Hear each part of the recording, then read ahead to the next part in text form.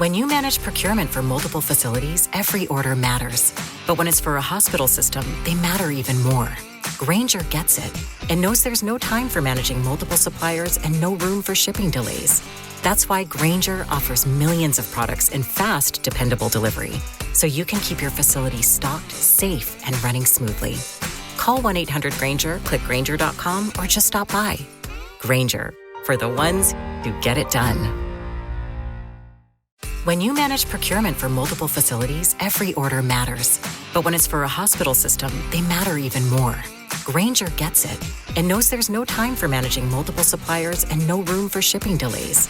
That's why Grainger offers millions of products in fast, dependable delivery, so you can keep your facility stocked, safe, and running smoothly. Call 1-800-GRAINGER, click Grainger.com, or just stop by. Grainger, for the ones who get it done. Ladies and gentlemen, thank you for listening. Thank you for downloading. And thank you for subscribing to the latest edition of the 12 Kyle podcast. I am your boy 12 Kyle. Check this out. On this episode, we are celebrating Hip Hop Week. If you've been hiding under a rock or if you've been off the planet, hip hop was created this particular week by the great DJ Kool Herc. And in honor of hip hop, I said this week we were going to drop an episode doing album reviews, talking about hip hop every day this week. And today is no exception. And as you can see, I got some help with me. I got one of my boys in the building, fellow podcaster, entrepreneur, a guy who's new to the game, but definitely true to the game. My man, Danny Foxworth. Danny, what's good, man? What is good people? Thank you, 12 Kyle, for having me back on, or having me on for the first time. Mm-hmm. Man, this is a dream come true, bro. Seriously. Stop, man. Let's rock. Man, listen. I've been rocking with this dude, and he's been rocking with me. Wow, I don't even know how long. It's been a while. It's been a minute. We go back. Both of us from the 843 in South Carolina. Danny's from Moncks Corner, South Carolina. And Danny hosts not one, but two podcasts. And I'm going to tell you, this guy, the one thing that I love about both of his podcasts is in theory, he has not had a podcast for a long period of time, but he is as polished and as dope as you would think that somebody who would been doing it for 5 or 6 years. And I'm not just saying that just because he said, but he is solid. The host of At the Plate. And since we last spoke, man, before we even get into the music, man, how has it been for you just on a personal level? Because I remember either you sent me a tweet or a DM saying, I'm going to start my podcast. And it just seems like literally from overnight, both podcasts have taken off. How has it been for you, jumping into this podcast game?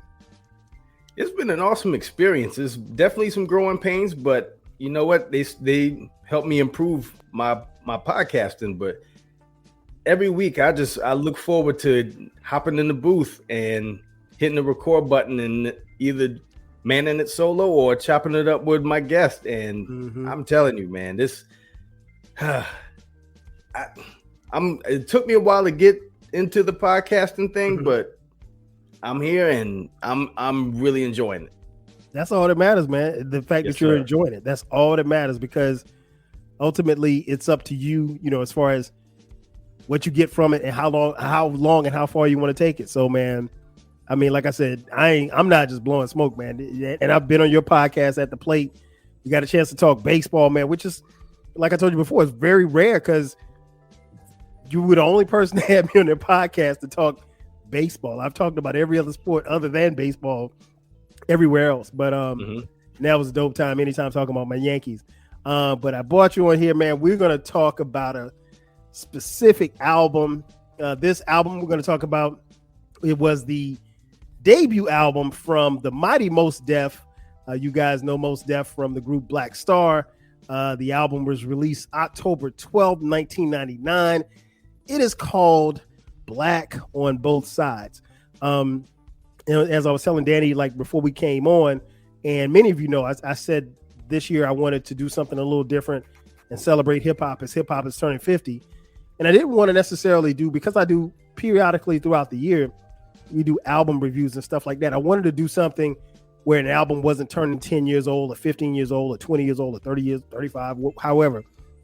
And I wrote down a list of albums. And what's interesting was the albums that I picked, I wanted to do albums that I hadn't touched before and possibly any artists that I hadn't touched before. And when I gave Danny the selection of albums that he could choose from, I had in my mind that he was going to pick this one. And he did. So let's get into it, man. Black on Both Sides again, October 12th, 1999. Let's go back, man. Do you have a special or first memories about either how you got this album or how it came to you, and just your overall thoughts of like when you first heard it for the first couple of times? Man, well, I was first familiar with Mos Def through I think it was the first Sound Bomb, and he had a song. He had a song. I think it was called like 2000 Seasons or something like that. And it was that. And then when he was on the Stakes is High album with that song Big Brother Beat, and I'm like, yo, who is this dude, man? He is dope. And then Black Star album comes out, and I was like, yo, that was the hook. That was the hook, line, and sinker right there. Yeah. Same. Honestly, I'm not the biggest fan of Kweli. I mean, I tolerate him, but man, I couldn't get enough of Mos Def, man. Especially that brown skinned lady, and God, his verse on it was Thieves in the Night. Those were the verses that really made me become a fan of his. Yeah, and, go ahead. And then God. Respiration too. Can't leave Respiration out. Yes. The picture he painted on his verse. Crazy. I much like you, man. I'm not. I can't say I'm not a fan. I'm not as big a fan of Kweli. I'm less of a fan now, because some of the way he handles himself on social media. But that's another story for another day. Understood. But his emceeing, at least for me, when I heard, much like you, I heard Mos the first time on Sound Bombing, and I think I heard him on a couple other mixtapes, maybe a Clue tape, before the Black Star album came out. And then when the Black Star album came out, I'm sure like you were kind of like hanging on to every single verse that Mos Def had. And so you look forward to hearing him rhyme, and it was just like he was just taking off as an MC. And I can't even remember getting wind of this album, but I just remember going to the store and actually purchasing it. This is 99, so you probably could have found it online and illegally downloaded it. But Mos Def was my man at the time, so I was like, I got to go buy this. And I remember going I got this at Tower Records in Atlanta, and I just remember a lot of people were there, and I just remember there was a dude standing in front of me, and he had the CD too. He was like, man, I can't wait to hear. He was talking. I wasn't really, I wasn't paying attention at first because I thought he was talking to somebody else. And he was just like, I can't wait to hear this. And I was like, yeah, me too. And it was that album was special when I heard it, and I knew I had to have a review for it. So when we talk about this album, man, 99 was transformational year. The music that came out in 99 didn't necessarily look and feel like the music did earlier in the 90s. We had the East, we had the West. Well, let me take that back. We had the West first, that was dominant, and then we had the East come back. Unfortunately, we lost Biggie and Pac in the 90s. So we're by the time this album comes in October of 99, we're moving closer and closer to 2000. Where was, maybe not necessarily physically, but where was Danny Foxworth as a fan when it came to hip hop? And where were you, like in your mindset as far as a listener? It's interesting because it was like there was this big divide between like No Limit and like say Raucous. And what's interesting is I'm a big fan of both. It was nothing for me to listen to Skullduggery and then turn right around and listen to Company Flow. I remember I was at the time, gosh, I was like back in 98. I think I was a senior in high school, and I had a job washing cars at Hoover Chrysler Dodge. And it was me and two other people, and it's like every Monday, Wednesdays, and Fridays, we'd listen to one album from beginning to end, and then just like binge listen to that album. And then Tuesdays, Thursdays, and Saturdays, it would be another album. So like Monday, Wednesday, and Friday, we played the Mystical Unpredictable album. Then Tuesday, Thursday, and Saturday, we played Jay-Z In My Lifetime Volume 1. Just like polar opposites. But I mean, for me, as far as listening to hip hop, I listen to pretty much everything. No doubt. So what was that like? I mean, that's a pretty wide range from going from somebody, like you said, like Company Flow or Raucous, to No Limit, because No Limit at that particular time, the tank was rolling. I mean, like they literally were putting out music, at least every 2 weeks, maybe. For sure. And like I would have the album covers, like the advertisements for like the upcoming albums. I had them plastered on my wall. I mean, I was fully invested. Like every week I was going to Manifest Discs and Tapes in Charleston, South Carolina. Shout out to Manifest, man. What you know about Manifest? Man, come on, man. We had a Manifest in Florence. We had one. Are you serious? Yeah, there was a Manifest in Florence at the Magnolia Mall. And then if I didn't go to Magnolia Mall in my hometown of Florence, South Carolina, I would go to Manifest in Columbia. And that's where that's where I would get music from when I was in college. I mean, most of the time we had a record store in Orangeburg where I went to South Carolina State, and I would get most of my music from there. But like, let's say if I was in Columbia, if I just made a road trip to Columbia, which is only 30 miles from Orangeburg, I always had to stop by Manifest, because Manifest had something. Manifest, you could get stuff that you couldn't necessarily get in the record stores in the mall and stuff. So. Yeah, and they had local artists too, which was always a big plus for me.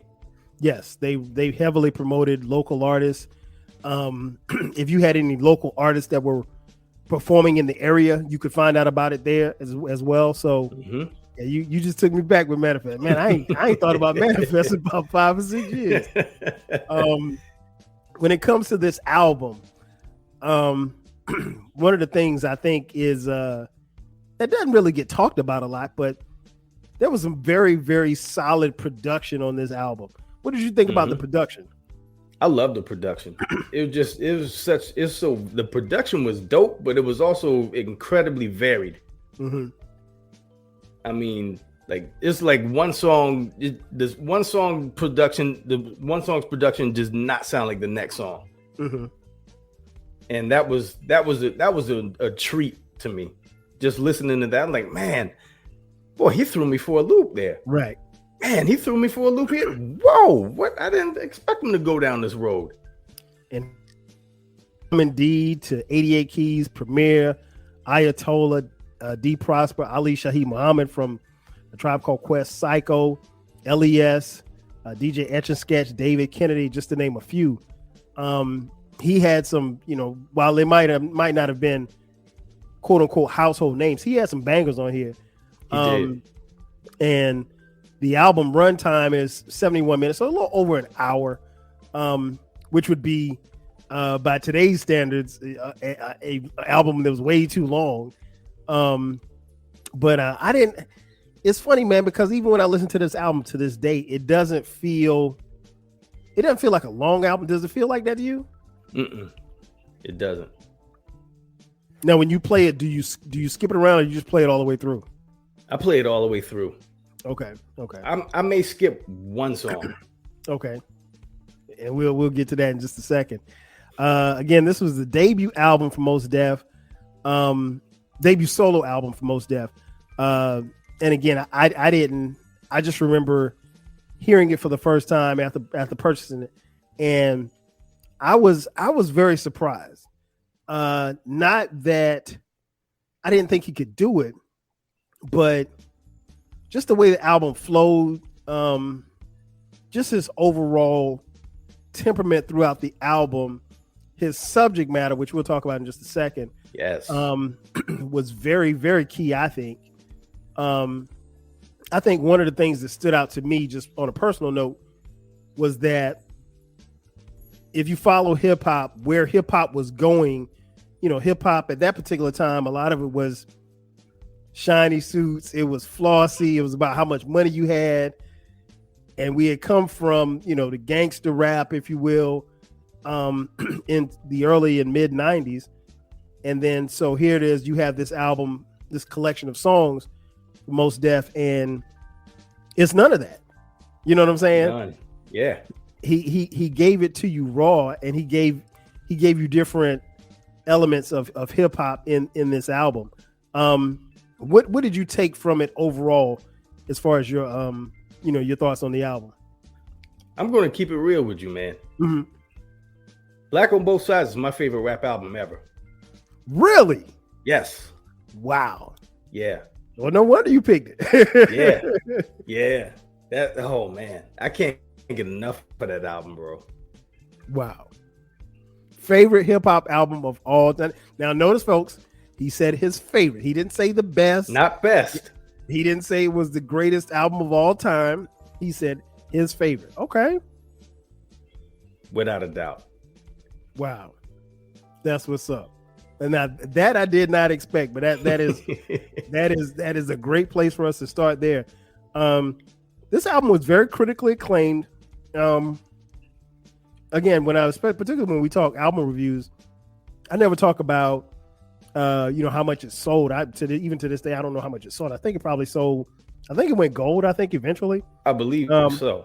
Okay, but got 4.5 mics in the source, and it was a very, very complete album from top to bottom, and it was something that I think, just for me and my friends, it felt very refreshing. I ain't gonna lie, because a lot of us, Danny, and I'm pretty sure you probably went through the same thing, probably knew people who were getting a little tired of where rap was and hip hop was, with the commercialism on one side and the gangsterism on another side. And it was just, everybody was trying to look the same, and it wasn't about being original anymore. And this album, at least to me, was just refreshing. So how does, even before we get into the track listing and go through these tracks, how does this album become Danny Foxworth's favorite hip hop album of all time? Because he rapped about stuff that is in like particular subject matter that I hadn't heard anybody else rap about. Mm-hmm. The man rapped about water. I mean, who else do you know is rapping about water? Like the use, like how it's beneficial and how people take it for granted. Water. Mm-hmm. Water. And making it sound dope and not preachy. Yeah. Just real matter of fact about it. Mm-hmm. Exactly. So let's get into it, man. Track 1, Fear Not of Man. I think this is a very good opening track. What did you take from this one? I love it. He was just laying the groundwork for the album, and got into it. Just had a monologue about how hip hop is like, what hip hop is supposed to be like. He's like, if we're smoked, whatever's going on in hip hop is whatever's going on with us. He said, if we're smoked out, hip hop's gonna be smoked out. If we're doing all right, hip hop's gonna be doing all right. He said, hip hop is not some. He's like, hip hop is not some giant that comes down from the mountaintop to visit the village people. I was like, he was getting into it, man. I love that part too. Yeah. I love that part. And that, like you said, that monologue, I think is very key. And it's something that honestly we probably didn't talk about as much as we probably should have. But he's right. Yeah. Wherever we are, that's where hip hop is gonna be. If we're not focused, hip hop ain't gonna be focused. If we're, focused on the wrong things, hip hop is gonna be focused on the wrong things. We're smoked out, if we're rapping about drugs and, that's where hip hop is going to be.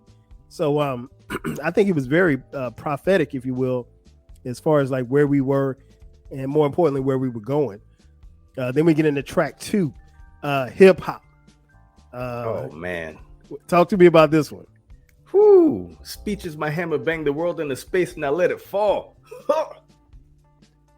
Man, my restlessness is my nemesis. It's hard to really chill and sit still. Committed a page, I'll write a rhyme. Sometimes I won't finish for days. That's how you start an album. Yes. I mean, he got right to it. Right to it.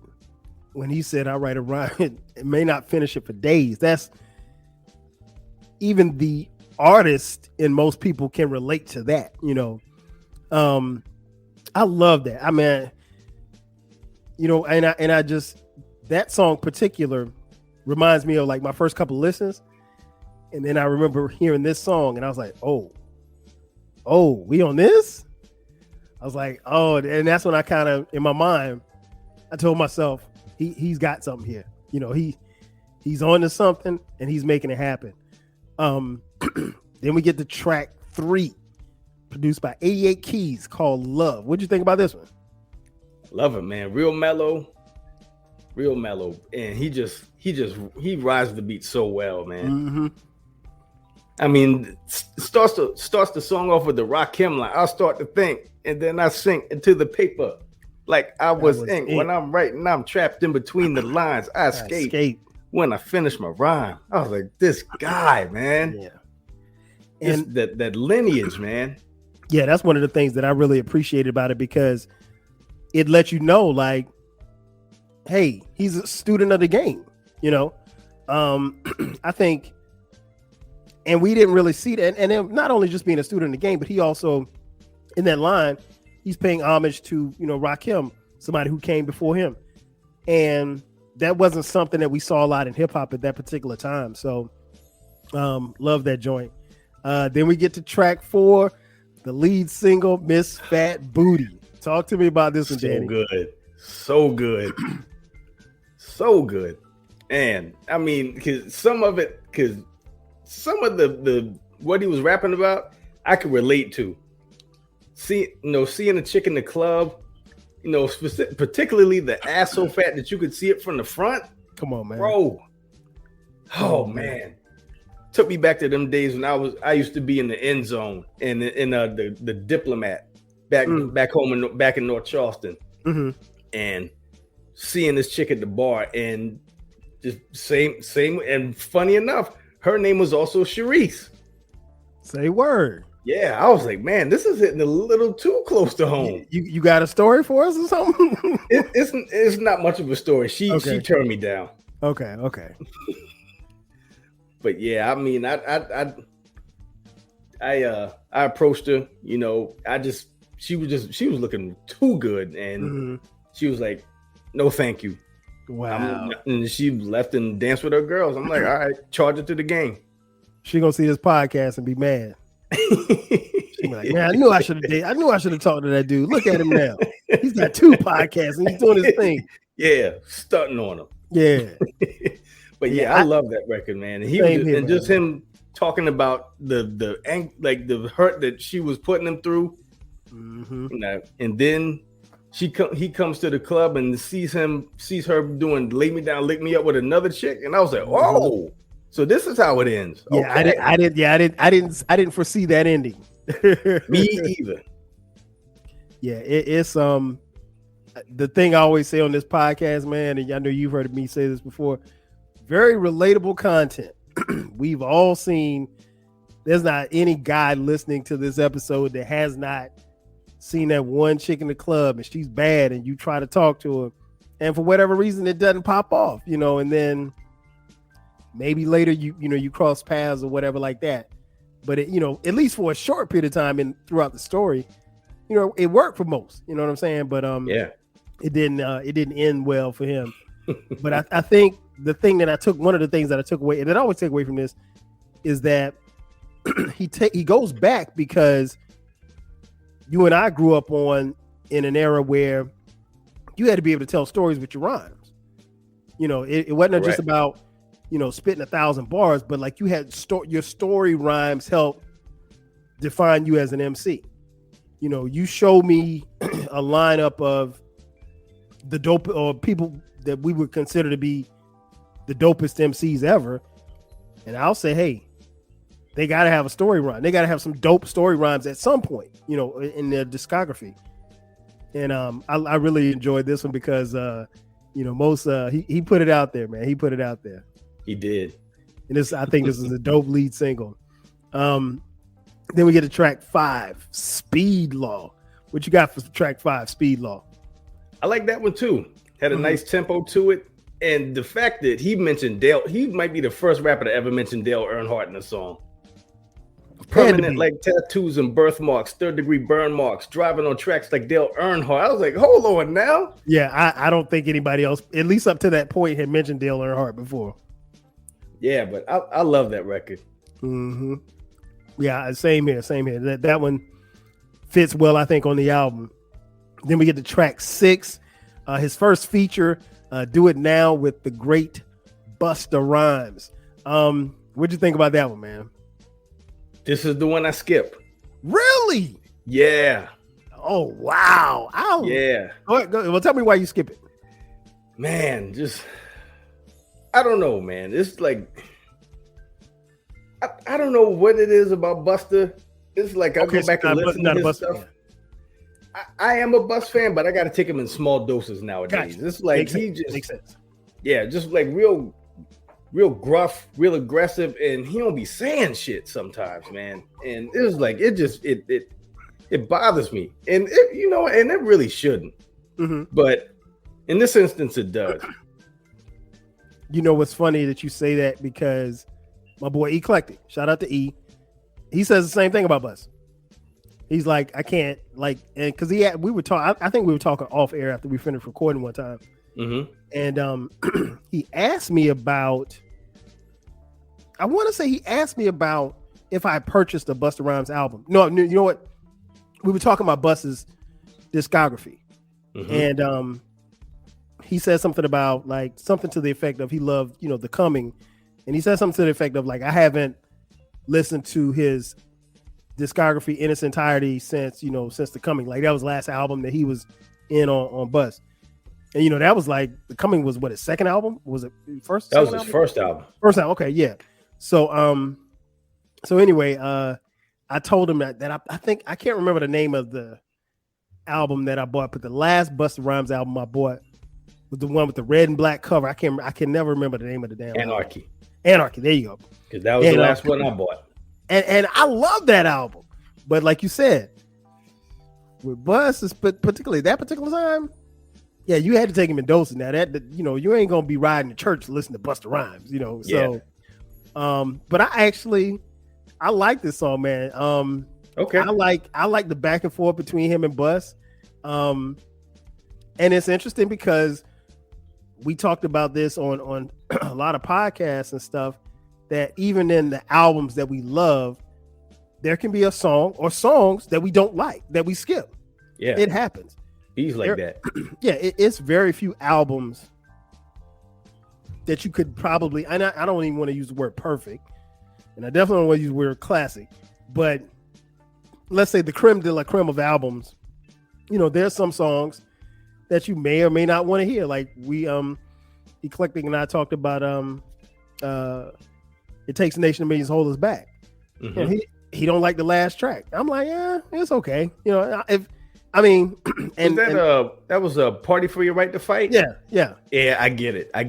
And see, I skipped that one too. But my point to him was that, one, the album came out in '88.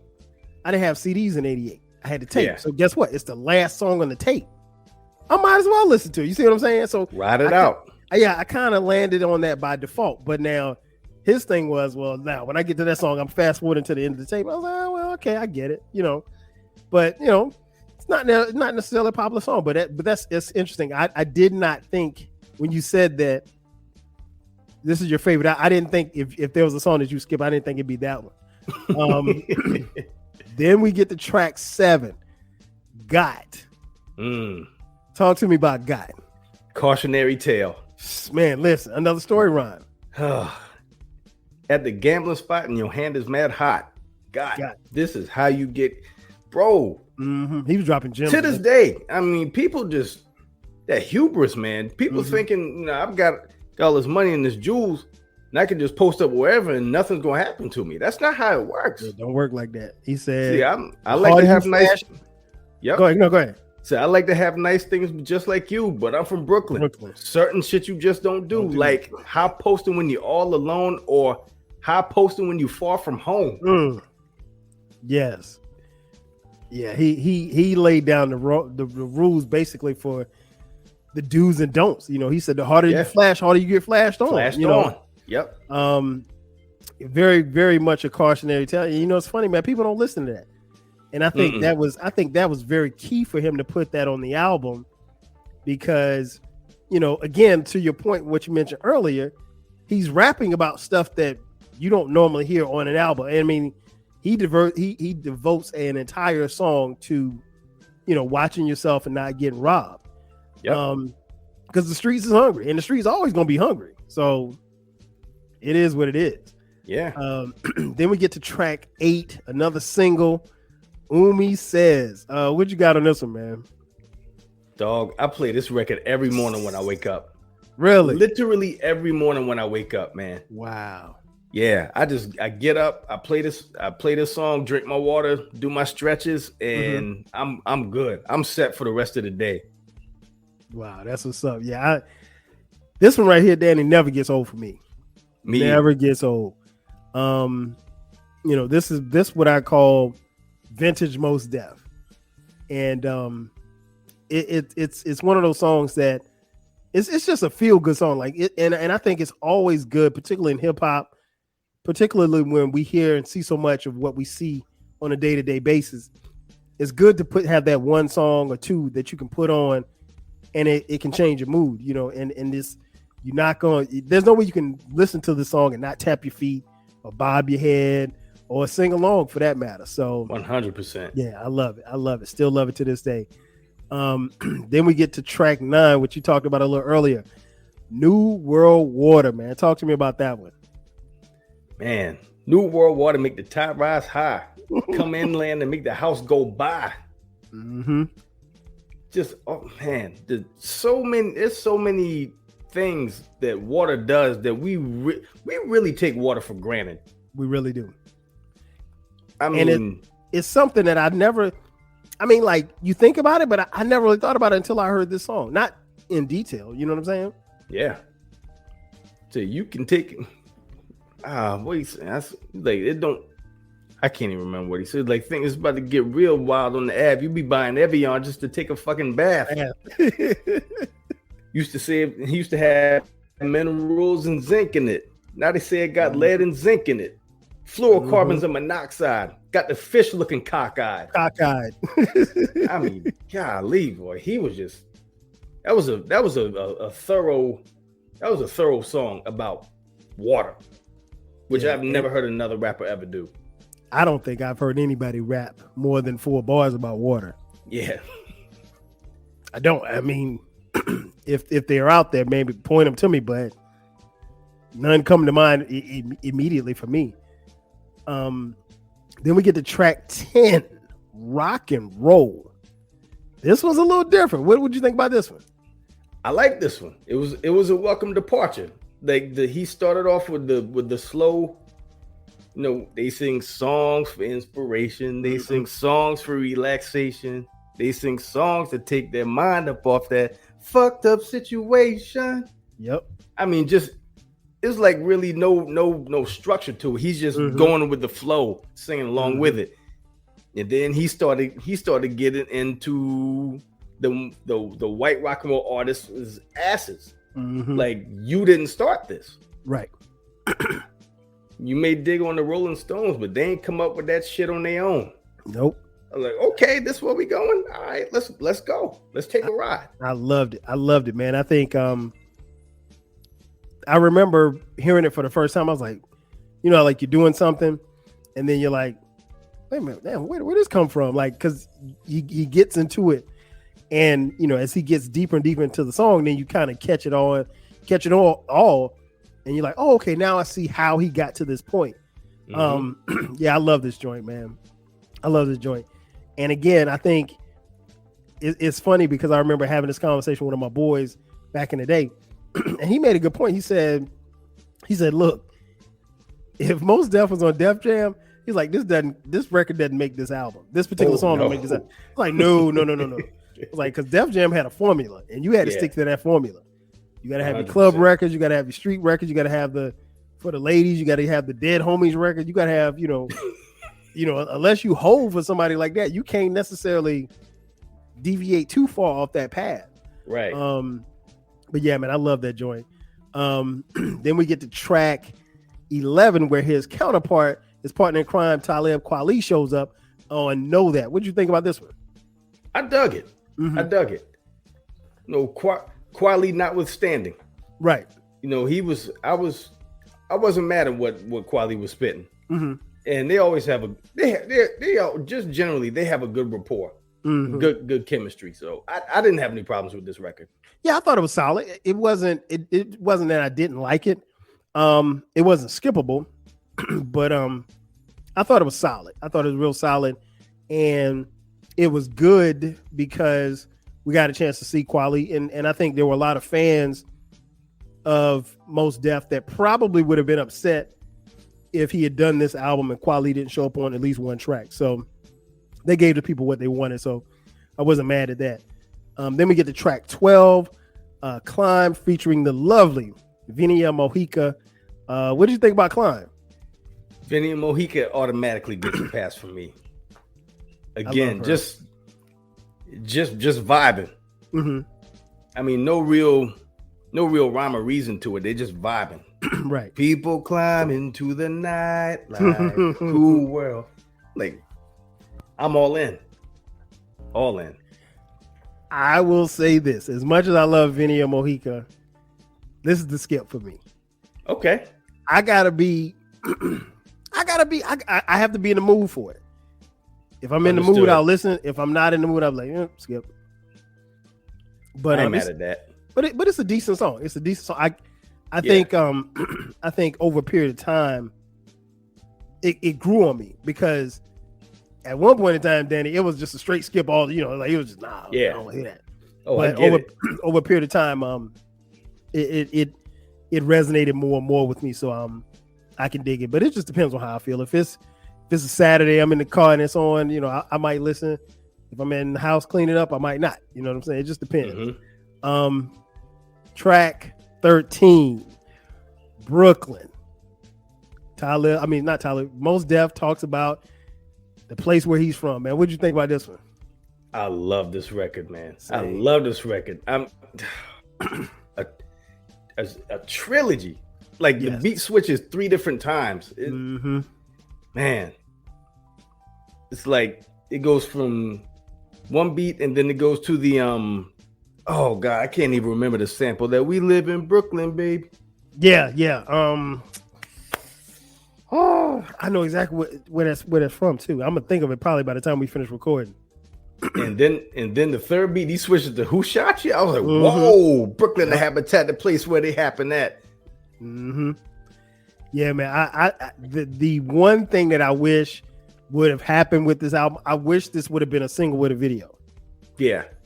I think it would have been dope. And I don't necessarily know why they did or didn't. But I would have loved for it to happen. But yeah, that's one of my favorite tracks on the album. And like you said, from the beat switching, and the beat switches 2 or 3 times. And honestly, at that particular time in hip hop, that didn't happen a lot. Of course, it happens a lot now, but you didn't get that a lot. So, they did their thing on that one. Then track 14, you just mentioned it a little bit earlier, Habitat. What do you think about this one? We all got to have the place that we come from. This place that we come from is called home. I love this record. We set out on our travels and we do the best we can. We walk this great big earth where we roam. Yeah, man. I love it, man. That's the joint. I like I like this one because it just really shows like Mos Def wasn't afraid to try anything. Mm-hmm. And I think, at that particular time, you had people like Andre 3000 that was very experimental. I mean, obviously Q-Tip has always been very experimental in the studio, but I like this, man. I really like this because, most can carry a tune. I'm not gonna sit and say he can sing, but he can carry a tune, and he doesn't come off as overdoing it or over trying or corny for that matter when he does sing or whatever like that. And he's not off key. He knows what he's doing. Very, very talented brother, man. I'm with you, man. I like this joint. Then track 15 featuring the aforementioned Q-Tip, Mr. Nigga. Talk to me about Mr. Nigga. I love this record, man. And again, this stuff that not a whole lot of rappers out here talk about, man. Mm-hmm. Like just going into an establishment, and the waiters looking you up and down, the host and hostess, they looking you up and down like, why are you here? You're not supposed to be here. Like that song, it does it for me. Yeah, I love it. I love the subject matter of, and the perspective from which he's coming from. Like he talks about being in first class and they thinking he in the wrong seat. Then the ladies, oh, can you sign my kid's autograph? And they're like, and he's thinking to himself, like, you don't even know who I am. Right. But if but I a knew little while you ago, would, he's like, if I know you would have come, if I knew you would have come in, I would have bought you a cake. Should have just got some shoe polish and painted my face. Yeah, man. I love that joint, man. It is it speaks to us on a different level because it makes you think also of, sometimes what they go through. And I'm pretty sure he wrote that and spoke that from personal experience. But yeah, man, I mean, like, that's got to be tough when you're thinking, okay, well, hey, I'm this music artist. I've made it to this level, got myself out the hood, and I'm doing well for myself and well for my business, what have you. And I'm doing all these great things. I'm loved by these people. And this is what you see. Yep. You think you see Mr. Nigga, Exactly. It's probably my second favorite song on the album. Then we get to track 16, Mathematics, produced by the world famous DJ Premier. Man, what you got on this? 1 for Charlie Hustle, 2 for Steady Rock, 3 for the forthcoming Live Future Shock, 5 dimensions, 6 senses, 7 firmaments of heaven to hell, 8 million stories to tell. Golly, man. Bars. I don't have any like extra superlatives for this record, man. It's just banger. I tweeted this out the other day because I was listening to it. Young Bloods can't spell, but they can rock you in PlayStation. Yeah. This is my favorite track on the album, man. I love it. I mean, Premier obviously laced him with a crazy beat. Yes, he did. But man, listen, there's so much truth in just about everything that he's saying in this, and it's also a cautionary tale. Like, look, he's looking down the road, and kind of giving you some gems to chew on. And I think one of the things that was also key is that, much like a lot of other really good MCs in that era and the era before, I think Mos Def does a really good job of telling you what you need to hear, but not coming off as preachy. You know what I'm saying? Yeah. I got 16 to 32 bars to rock it, but only 15% of profits ever see my pocket. Like 69 billion in the last 20 years was spent on national defense, but folks still live in fear. Man, that's a bar in and of itself. Yeah. Still live in fear. Oh my God. Yeah, I got nothing bad to say about that record. That song, and I want to say, I'm gonna go out on a limb because I can't verify it. I'm not gonna look it up. So if y'all need to check me. I think that made the hip hop quotable in the source. I'm almost certain that okay. It did.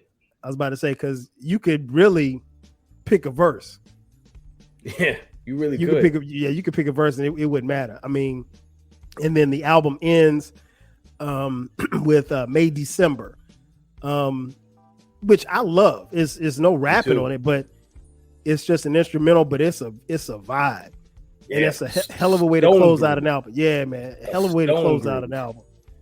Hell of a way to close out an album.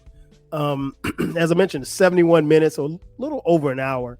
But just an incredible album from top to bottom. You already said it's your favorite album. What do you get? What do you I don't want to phrase it. What do you think? Is there any difference in the thoughts that you have now about this album as opposed to when it came out in 99? I just listened to the song with Busta Rhymes less, but other than that, no, my feelings still remain the same. Mm-hmm. Incredible album. Album. Yeah, same. Just like you alluded to, he wasn't afraid to just branch out and take risks, and just like go outside of the standard structure. It was something that Chuck D said in an interview a while back, just dealing with like the standard structure in rap songs. And he always said, why does everything have to be 16 bars? Like, why can't it be a hot 17 bars, or why can't it be a hot 13 and a half bars? Mm-hmm. And that always stood out to me. When he said that, I'm like, man, it's like he's just coloring outside the lines whenever he feels like doing it. Mm-hmm. And it doesn't feel forced. It feels organic and it's dope. And I think that's the key. You said it doesn't feel forced. I think if it were forced, as a fan, particularly a fan of his and a fan of music, you'd see it and feel it and hear it, but you don't. Mm-hmm. So yeah, it's an incredible piece of work. Before I get you out of here, man, I gotta ask, because we always do this anytime we talk about music. It got 4.5 mics in the Source. So Danny Foxworth, yes, sir. If you're handing out the mics, how many mics is Black on Both Sides going to get from you? Man, I'd give it 4.5 too. Just off the strength of the Busta Rhymes song. Okay.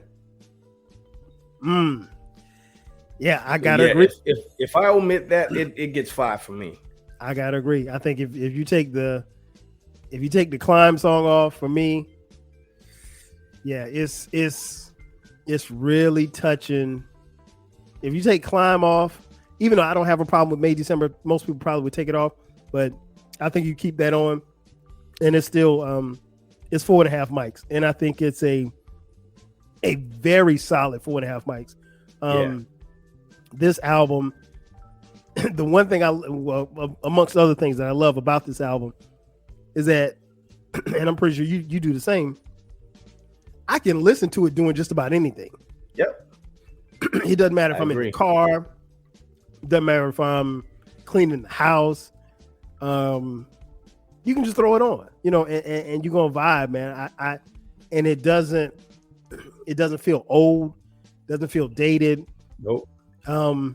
His subject matter, as we can tell, has not changed, and his subject matter really has stood the test of time as far as we're concerned.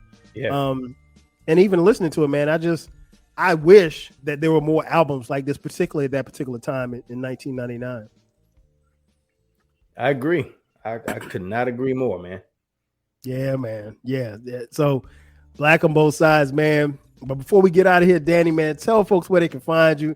Tell them where they can find you on social media. Tell them where they can find you and find the podcast as well. Man, appreciate the floor. You can find me on Instagram at Danny Foxworth 843. You can find me on Twitter at Foxworth Danny. And I do a baseball podcast called At the Plate with Danny Foxworth, where I just basically talk to people about their favorite baseball team. And then I have another podcast called Since We Last Spoke with Danny Foxworth, where it's more general discussion. Like, I'll talk about what I'm going through, or I'll have guests on to highlight their talents. Sometimes we'll do like tournament themed episodes. I did one for snack chips. I recently did a tournament for French fries. It's just a cornucopia of subject matter. And you can find all of those on all streaming platforms. You can find the video on YouTube. If you go to my channel, Danny Fox, which is also Danny Foxworth 843, and subscribe to that channel. That'd be greatly appreciated. And Kyle, thank you for having me on. Man, I told you when you had me on yours, I'd have you back on mine. And trust me, this won't be the last time you're on here, man, because we vibe like that. And Danny's been listening for a long time, so I definitely appreciate you for doing that. Shout out the Shoe Show episode. You know, I think that was the first episode you heard, or at least that's the first. Yep. Yeah, because you tweeted me and you was like, man, you from Florence? I was like, yeah. And you was like, man, I heard this episode about the Shoe Show, and I was like, oh snap! So we laughed about that, and it just kind of took off from there. Yeah. Yeah, man, definitely check it out. You don't have to be a baseball fan to listen to At the Plate, but I think if you are a baseball fan, or if you have memories of baseball growing up, because I think even listening to his podcast, sometimes I hear people on there and they talk about, you know, just, I remember Danny mentioned something about I think it was Inside Baseball, Major League Baseball, Inside Baseball or something like that. It's the show that used to come on Saturdays. This Week in Baseball. This Week in I knew I was gonna forget the name. This Week in Baseball. Yeah. With was it Mel Allen? Yep, Mel Allen. And so you don't have to necessarily be a baseball fan to listen to that podcast, but you know, Danny, like you said, in both podcasts, man, this brother gives it up. Very cool, very laid back episodes, much like what you heard on here. You guys have been listening to this podcast, so I assume that you know where to go. But if not, 12 Kyle podcast drops every Thursday at midnight. From time to time, we drop bonus episodes on Sundays at midnight. If you want to follow me, it's 12 Kyle across the board, 12 Kyle podcast on all socials. If you feel so inclined, hit us up on Cash App, $TWELVEKYLE. That's going to do it for us. Again, celebrating Hip Hop Week, hip hop turning 50. We were talking about Black on Both Sides by the mighty Mos Def for my man Danny Foxworth. I am your boy 12 Kyle, and we'll catch you guys next time. 5,000. If you work in university maintenance, Grainger considers you an MVP because your playbook ensures your arena is always ready for tip-off. And Grainger is your trusted partner, offering the products you need all in one place, from HVAC and plumbing supplies to lighting and more. And all delivered with plenty of time left on the clock, so your team always gets the win. Call 1-800-GRAINGER, visit Grainger.com, or just stop by. Grainger, for the ones who get it done. When you manage procurement for multiple facilities, every order matters. But when it's for a hospital system, they matter even more. Grainger gets it and knows there's no time for managing multiple suppliers and no room for shipping delays. That's why Grainger offers millions of products in fast, dependable delivery, so you can keep your facility stocked, safe, and running smoothly. Call 1-800-GRAINGER, click Grainger.com, or just stop by. Grainger, for the ones who get it done.